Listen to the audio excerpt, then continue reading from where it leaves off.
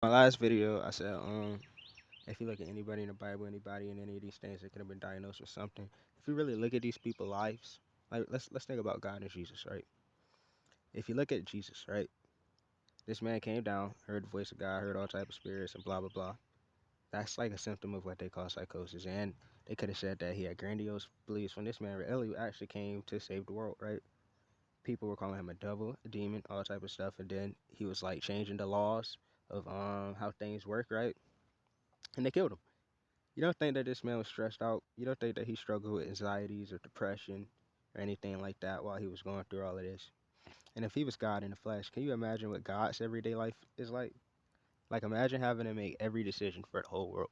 No matter what decision you make, somebody's gonna get let down. You Most people have kids. You ever have to pick a side for your kids? Imagine everything and everybody that's ever existed, every animal, every whatever, is your child. Can you imagine how stressful that is? I think a lot of people say schizophrenia is a spiritual gift and blah blah blah because they're still operating on a point of wanting to have power. But that's why they say great power comes with great responsibility because power isn't always good and it's not always easy. God has the most power in the world, and do you really think He has it easy?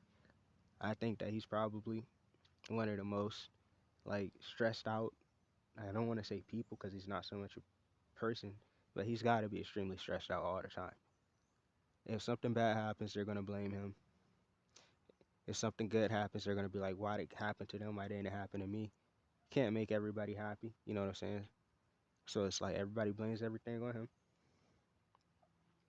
Everybody thinks that he controls the people when we have free will. People be like, "God, why'd you let this happen? Why do you spank your kids? He didn't make you do it. You did that yourself. People can do what they want to do. That's the whole purpose of us being here."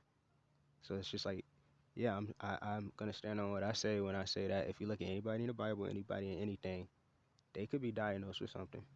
You know what I'm saying?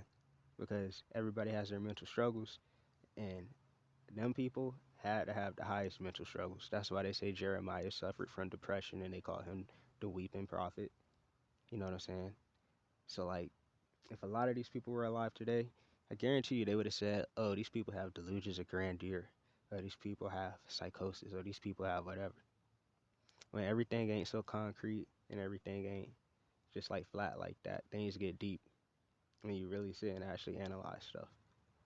And then on top of that, imagine how you must feel when most people, when they pray, they're just asking for something.